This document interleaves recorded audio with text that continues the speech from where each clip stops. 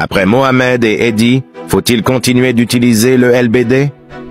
La récente mort de Mohamed et les blessures irréversibles subies par Eddie à cause du lanceur de balles de défense, LBD, ont relancé le débat sur son utilisation par les forces de l'ordre. Face à ces événements tragiques, les opinions s'affrontent. Analysons le pour et le contre. Commençons par les arguments pour la suspension du LBD.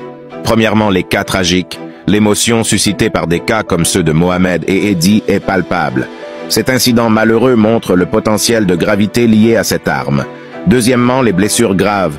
Outre ces deux cas, de nombreux autres manifestants ont subi des blessures parfois irréversibles à cause du LBD. Cela soulève la question de la proportionnalité de la force employée. Et pour finir, l'impact sociétal, la méfiance envers les forces de l'ordre grandit et la division s'intensifie entre la police et la population. Pour restaurer la confiance, des mesures pourraient être nécessaires. Voyons maintenant les arguments contre la suspension du LBD. Premièrement, la nécessité opérationnelle. Les forces de l'ordre insistent sur le fait que le LBD est un outil essentiel pour maintenir l'ordre public, en particulier lors de manifestations violentes. Deuxièmement, l'alternative aux armes à feu. Bien que potentiellement dangereux, le LBD reste moins létal qu'une arme à feu. Son usage est vu comme un moindre mal pour dissuader les comportements violents sans avoir à recourir à des armes plus mortelles. Troisièmement, la formation et régulation.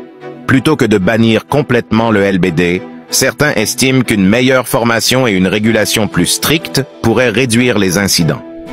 Pour conclure, la tragédie des cas, comme ceux de Mohamed et Eddie, oblige la société à s'interroger sur l'équilibre entre la sécurité publique et les droits individuels. Le débat est loin d'être tranché, mais il est essentiel de trouver un compromis pour garantir la sécurité de tous.